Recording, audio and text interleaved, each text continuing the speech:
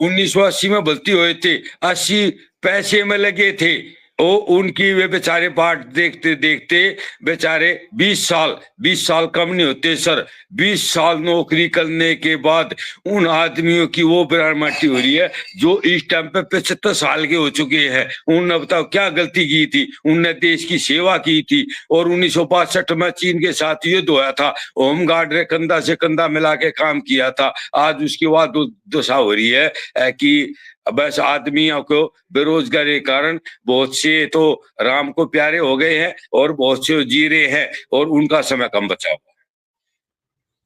नमस्कार, मैं चंदन कुमार और आप देख रहे हैं अपना पसंदीदा चैनल अंगवानी। साथियों, इस वीडियो में हम बात करेंगे जो सीधे सीधे 5 लाख से भी ज्यादा लोगों को प्रभावित करेगी।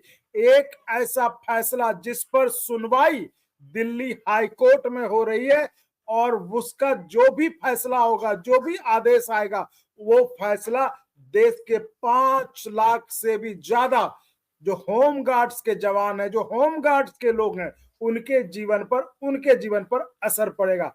अब ये मामला क्या है ये हम समझते हैं सीधे all India home guards welfare association के दिल्ली के अध्यक्ष सुरेश कौशिक जी से। सुरेश जी, बहुत स्वागत है आपका अंगवानी पर।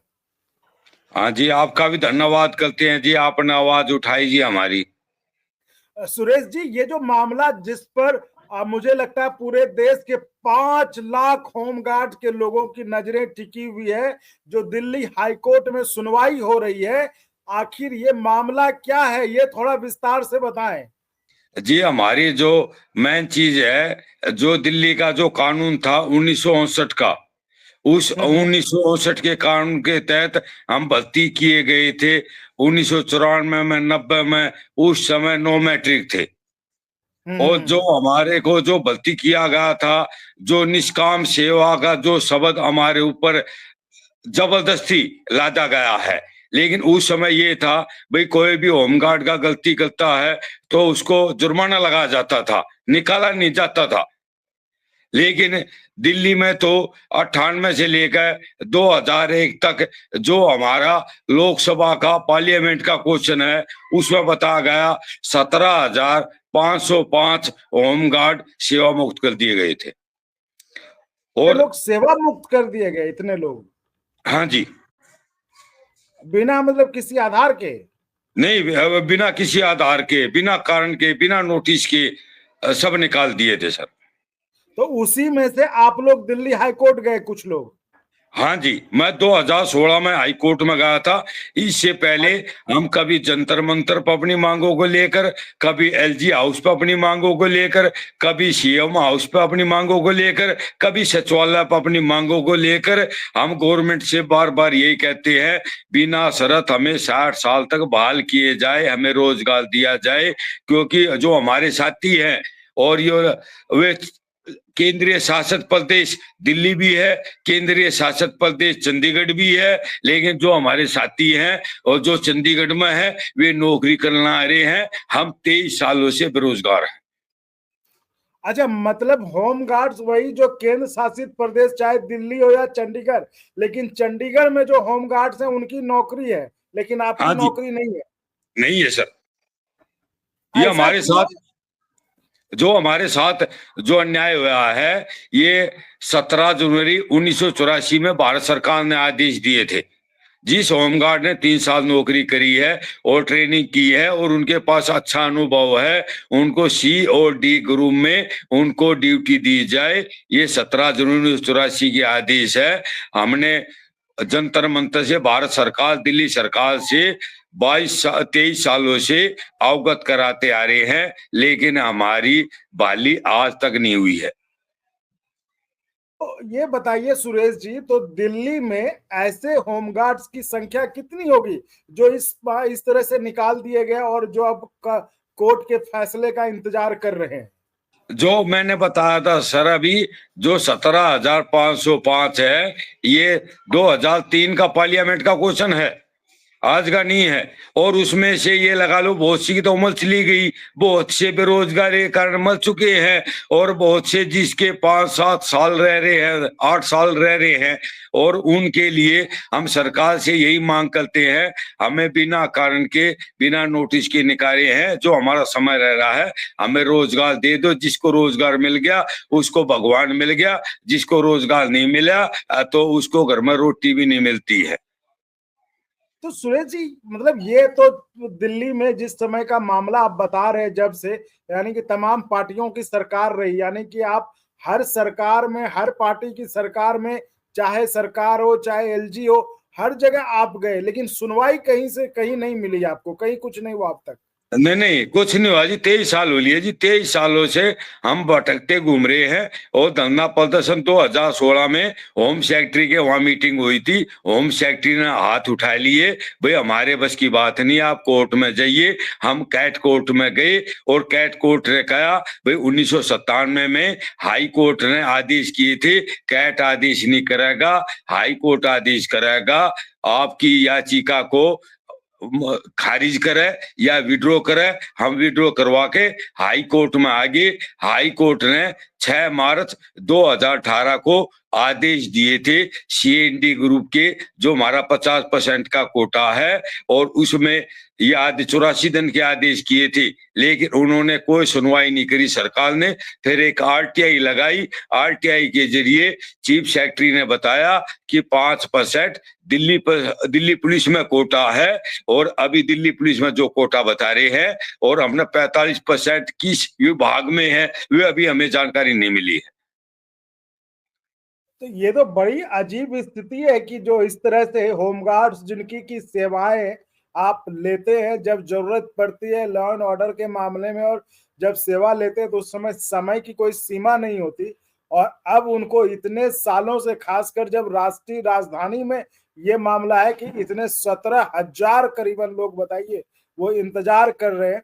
तो सुरेश जी बताइए, अब तो मतलब कुल मिलाकर अब बस कोर्ट से ही उम्मीद बची है, आपको लग रहा है? हाँ जी, कोर्ट से ही उम्मीद बची है।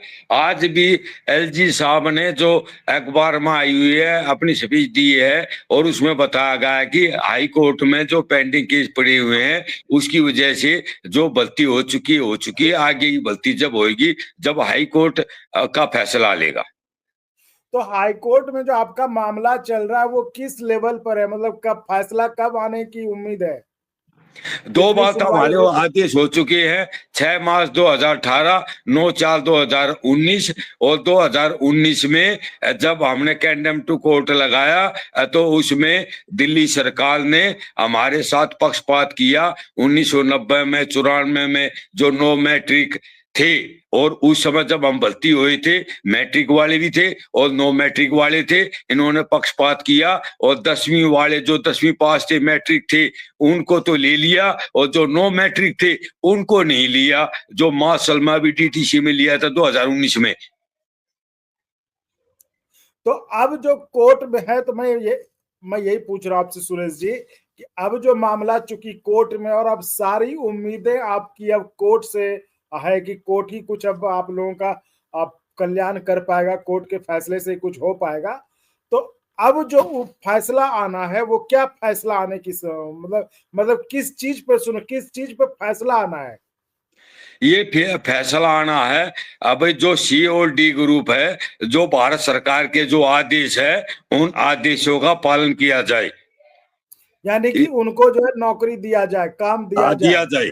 जाए, दिया जाए। क्योंकि मैंने भारत सरकार में एक आरटीआई लगाई थी, और उन्होंने बताया 2000 गृह मंत्रालय ने, जो हमारे ऑल इंडिया डीजी आर के पुरम बैठते हैं, उन्होंने मुझे सूचना दी कि आपकी 2003 में फाइल नष्ट कर दी गई, जो कि 1997 में, 99 में जो हाई कोर्ट ने आदेश करे थे वह इनकी पॉलिसी बनाकर इनको लिया जाए। 2000 में पॉलिसी बनाई गई थी, और 5/6/2008 का जो राजपत्र बना गया था, उस राजपत्र में इन्होंने नो मैट्रिक को पीछे छोड़ दिया, उनका कोई किस्सा नहीं किया, और जो मैट्रिक वाले थे वो राजपत्र में उन्होंने डाल दिया।